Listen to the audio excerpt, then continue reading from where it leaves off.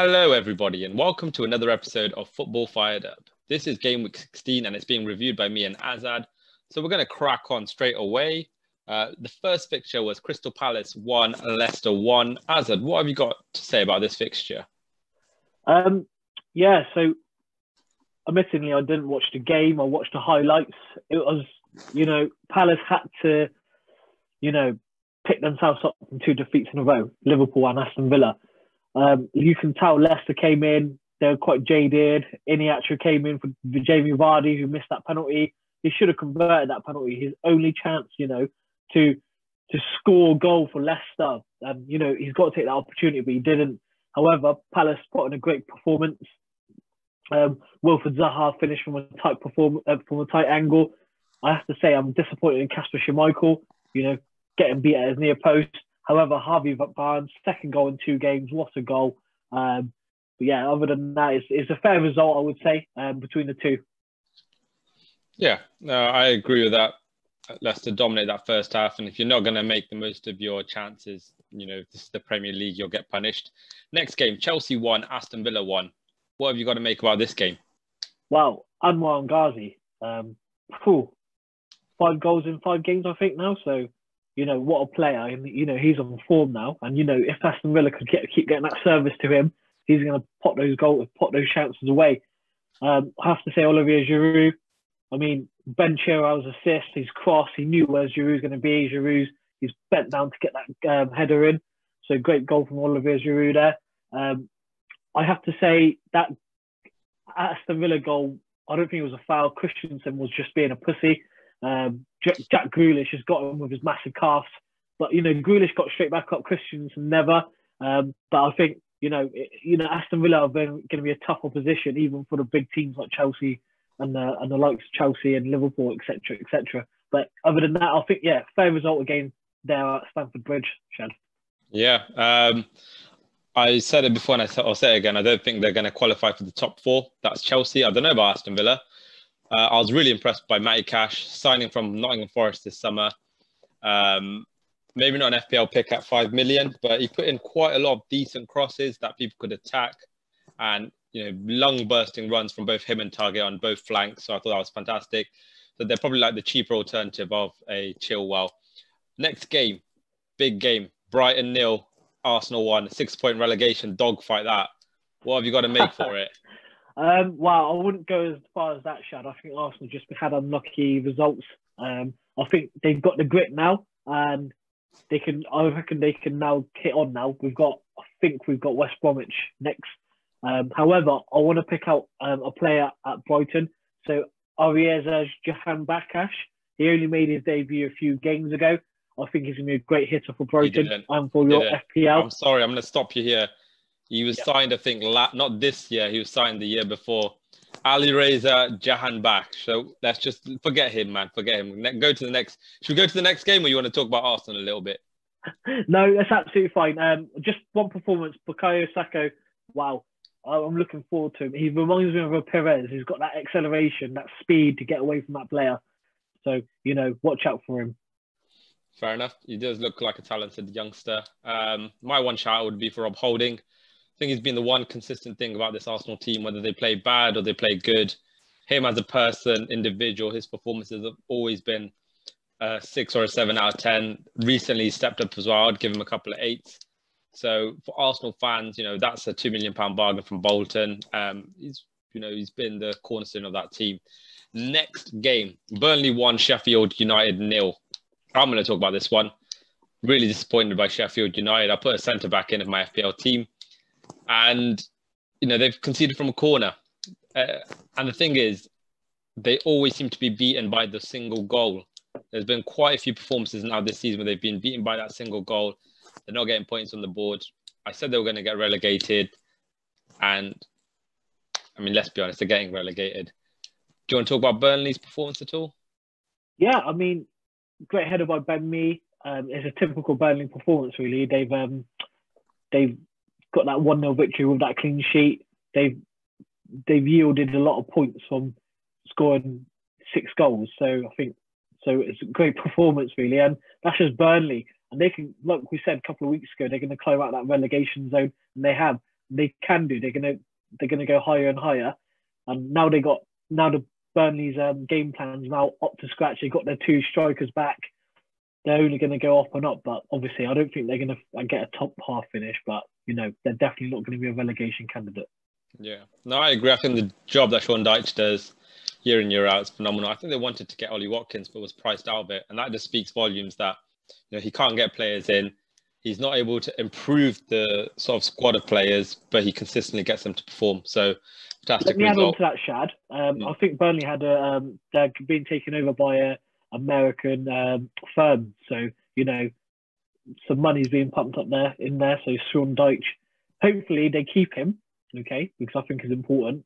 But if he gets money to spend in January or next summer, I think Burnley could do some damage next year. Okay, cool. Southampton 0, West Ham 0. Anything about this game? Not really. So it's quite an even game. They're quite cautious of each other. They're two very well organised sides, as has been displayed over the last couple of weeks, over the last couple of months even. So they were quite cautious of each other. They were defensive, no attacking threats. But I have to say, with Theo Walcott, I think he's bringing some good class to Southampton, especially with Danny Ings back. That goal that he scored, which Che Adams set up, was a good goal, but just offside, unfortunately, for VAR. But non-VAR world, it would have been 1-0. But other than that, it's nothing to talk about in this game. But 0-0. If you had any FPL players from that game last night, I think you would have got some points there. Buzzing, yeah. So the next one, West Brom 0, Leeds United 5. When you're at the bottom and in the relegation places, things just don't go your way. And Romain Sawyer's terrible own goal. Shad, I've been playing football all my life. And from a young age, I've always been told by my coaches, if you're going to pass back to the keeper, pass outside the post. And he's not just passed inside the post, he's actually bobbed the ball back to his keeper, which gave him no chance. Yeah, and just to top it off, Leeds United were ruthless records, man. From Alioski's top corner, every single goal was just a good goal from them. Love the fluidity of their play, the way their fullbacks break. It's just like the fullbacks almost become wingers, and it's just beautiful to watch. I think for the neutrals, Leeds United really brought something to this league. Who was your standout performer from that game? Well, I would say Stuart Dallas got his assist. Stand-up performance be probably Jack Harrison, running that show in midfield. But I would say, yeah, Jack Harrison, he's come to light for me in the last couple of months, really. So I would say give it to Jack Harrison, really. Do you reckon he'll do a good job when he goes back to Man City, or will he be another Phil Foden? He'll be another Phil Foden. We struggled to get into the team, unless if his name was, I don't know, Jaakko Harrison, yes, he would have got in. Oh, such a shame. That is a shame. All right, next game. The big game of the weekend. Manchester United 1, Wolverhampton Wanderers 0. I'm going to talk about this one. All right, so you heard it here first, right? I think Manchester United are going to be the one and only genuine title challengers of Liverpool for the Premier League this season. People will look at me and think I'm crazy. I don't care. And I'll tell you why. We've got the firepower, all right? Martial, Greenwood. I was going to joke about and say Lingard, but now I'm just kidding. Cavani, Rashford, Bruno, Fernandes, even Pogba might chip in with a goal. But I'll tell you what else I saw that I really, really enjoyed. And I think it's been a while since I've seen a performance like this. Luke Shaw, the way he was bombing up and down that left flank. And then when United were getting hit on the counter, the way he was coming back to defend, I feel like it's given United another outlet to their attack. And it's not just we're looking for Bruno to do something or Pogba to find the eye of the needle kind of pass. And yes, Bruno's pass was sublime and we got a bit lucky. But there's something about this United team that feels like it's like we've rolled back to Fergie time. Do you know what I mean? Like late goals are going to happen with Man United. They're a fit team and they're going to play to that final whistle. For Wolves, it's just difficult, isn't it? Without Raul Jimenez, there's a couple of big chances where you would bank on Jimenez just to get his head on the ball. Fabio Silva came on, didn't do great. They've got a couple of injuries. Marcao got injured, I think, the game before. I mean, there's not a lot else really to add, is there, Azad? Well, you've done your analysis. I'm just going to do my my outlook on Man United. So yes, they got something about them, and right, I'm going to say, if I was Ole Gunnar Solskjaer, I would show the league table to my players. Look where we are at Christmas. 16 games gone. We've only played 15. Look how many points we got, and how many points are we behind the team at the top, Liverpool, with a game in hand as well. So they win their game in hand, they go 33 points, joint top. This is the best opportunity they're ever going to get to win a league title since the Fergie era. This is the best opportunity they're going to get. Yes, they finished second with Jose Mourinho a couple of years ago, okay? But that was because Man City blew them out of the water. But this is the closest ever title race. And this is the best opportunity Man United is going to get for a good few years, because Man City are going to be back. Chelsea are going to be up there. Liverpool are going to have their players back. This is the best time they're going to do it. Another one, Roman Saiss as well. Like me and you were saying, there's a lot of players from Algeria, Morocco, places like North Africa where players are coming through. I mean, what a great player. I can see him moving on from Wolves soon to one of the big teams in the Premier League. So, yeah, I like that. Roman Saiss for FPL players almost scored. And I think, do you know what? I'm not sure why he was dropped by Nuno, but he got dropped and Wolves' performances had dipped in the middle. At the start of the season, they were really hot. They dropped him, and I feel like he's quite a good passer, tackler. He's just a solid all-round player. So if you're an FPL manager, I would genuinely think about bringing him in. His price is at a low of 5.1. It will go up, okay? The final game of this game week, and it just felt brilliant to see Newcastle throwing bodies on the line, putting everything. So Newcastle 0, Liverpool 0. What have you got to make about that game? Yeah, I watched that game, and, Liverpool's now got 2 points from the last two games. The fans must be pulling their hairs out, really. They should be putting the chances away, especially in the first half, where Salah got onto his left foot. You could see it's going in, but, Carl Darlow's great save. That's why he got the man of the match. But Liverpool, that is not going for them. They scored 7 goals at Palace, but scored 1 goal against West Bromwich at home. No goals away to Newcastle, where they normally smash them, especially in the latest modern era for Liverpool. But yeah, it's just an unlucky performance by Liverpool. Great dogged fight by Newcastle. Deserved point for Newcastle because they didn't just defend; they also tried attacking Liverpool as well at the same time. So great point. But Liverpool should have done better, and they had the best opportunities, but their strikers couldn't put them away. Yeah, no, I completely agree with that. It's disappointing for people that have Salah as their captain for FPL, but it is one of those things.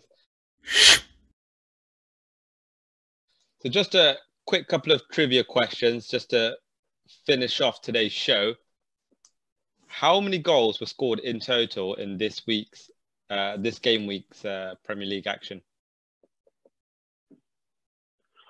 12. Correct.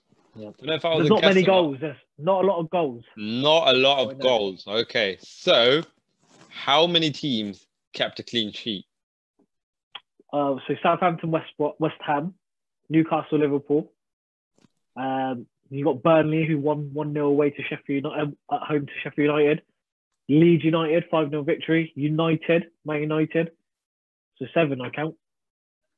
Cool, but you forgot your own team, Arsenal. Arsenal, God, yeah. So it was 8 teams. 8. All right, cool. So I got a nice, tricky one for you here now. This is going to be the last one for this week. We're not doing anything special. How many strikers, and we're on about FPL players that are called strikers, scored this weekend? Right, so you got Lacazette, Leeds United. You got, let's go to Marcus Rashford straight to United. He's actually classed as a midfielder. So what, Marcus Rashford, is he? Yeah, he okay, is. Strange, okay. Well, we'll scratch him out. I want to say Wilfred. I don't know. I don't play FPL, but Wilfred Zaha, is he classed as a striker? He's not. He's a midfielder as well. Okay. Harvey Barnes, definitely not a striker. Anwar Ghazi is a midfielder. I see. Olivier Giroud. Yeah. So Lacazette, So Giroud. so you There's one got more. There's two. one Two. more. Wow. Okay. So it must be a Leeds player. What did we go? Yeah, I like that. I like that. Yeah. The reason why I point that out, people, is 12 goals, 3 from strikers. So this year, I think we've seen a record number of goals coming from midfielders. And it might be the season where you don't really invest in strikers and you put your big money where the midfielders are, because that's where the goals coming from. They're worth 5 points. So it's worth sacrificing the value for a striker and putting in a midfielder with that high scoring value. But yeah. It shows the importance of midfield nowadays, doesn't it? That, that attacking emphasis of a midfielder who could be box to box at the same time as well. So it's really important. So, I don't think it'd be too long before you see, when Spain used to play with no strikers, used to play 6 midfielders. Do you remember that time? I do remember that time. Was it Euro 2008? Or 12, I can't. Or 12, yeah, it might have been, because 2008 they had Torres, didn't they? You're right. All right. So, So, final look at that Premier League table then. We look at that, the top 4, Liverpool, Manchester United, Leicester City, and Everton. Are any of those 4 going to be dropping out of a Champions League spot come the end of the season? Oh, yeah, I think definitely 100% Leicester, Everton. Leicester will not, they'll be an inconsistent side. Great organised team, but, at the best times they are inconsistent. In terms of Everton, they got Carlo Ancelotti, and, it'd be great if they got Champions League football, but I can just see, look at Tottenham, they were going to be, I said they got a great chance to win the league, but they're 7th now, Shad. Look how that is so tight there. It's all about stamina now. So towards the end of the season, there's a lot of games are packed. So we've only played 16 games. Normally we played 19, 20 this time at Christmas. So we've got 3-4 games to fit in, plus COVID are going to be knocking games off. So, there's going to be a lot of rejigging, League Cup, FA Cup, Champions League, Europa League. So, we'll see who's got the stamina. One thing about Man United, they haven't got the Champions League to worry about now. They've got the Europa League where they can put the second string team out. So that's what's going to give them that strength to get up there, potentially go for the league, where Liverpool's still got the Champions League to battle with no like backup. So yeah, Leicester will drop out, everyone will drop out. I think Tottenham could sneak in, City will sneak in, Chelsea may just lose out. I think Frank Lampard's losing. That's your top 4 then, yeah. That's your top 4. Man United, Liverpool or Man United, and then Spurs and Manchester City. Yeah, and I only say Man United because they haven't got the Champions League to worry about. So as long as they don't go far in FA Cup, they can just literally focus on the league. And Liverpool, they're going to be a hard team to beat off there. So, but they have drawn 6. That's a lot of draws for Liverpool. So all right, fair enough. And then finally, are you going to stick with your predictions for who's going to get relegated? 100%. I think the bottom 3 as it is now, to be fair. Did you say Sheffield, West Brom and Fulham? I can't remember, Shad, but let's just say we did. You don't think Big Sam's going to get West Brom out of the bottom 3? It's a tough job, For some reason, he keeps taking a striker off and bringing Ivanovic on. He's done that 2 of the 3 games now. I'm thinking, what is he doing? Like, no idea. So, if he's got players like Ivanovic coming on at 35, a defender, no chance. See what happens, though. Might change my mind in February. Cool. What about Brighton in 17th? No wins in the last 6. 3 draws, yes, but is that going to be enough? If anything, what's going to happen, yeah, so you're absolutely right. If anything, what's going to happen is Fulham soften Brighton. But it depends. So Brighton's got the know-how. They've got the strikers going forward. They've got the defenders. So they've been there, done that, where Fulham haven't. So, Brighton might have that know-how, how to do it towards the end. But Fulham, the newly promoted side, like you said, that they've got quality coming in, and they got money down in London. They can attract the players that's coming in. If you as a player, who would you rather go to, Fulham or West Bromwich? Be Fulham, wouldn't it? Live in London, get a good salary. West Brom, why would you go live in Birmingham? So do you know what I mean? So you've got all that to consider. But in terms of Fulham and Brighton, that could be a swap there. But I think the bottom 4 will be the battle between them. But obviously, Sheffield United's a goner. But in terms of relegation, it'd be that 3 now. I mean, I'm going to write that down as well and save that. So, all right, cool. No, yeah, I like that. The one stat that I'll finish off with is Fulham have only lost one of the last 6, so it might be time to put in an FPL defender from Fulham. But just thank you very much, everybody, for watching. And until the next time, it's goodbye from me. It's a goodbye from Azad, but he didn't say it apparently. All right, take care, everyone. Thank you very much for watching. See you later.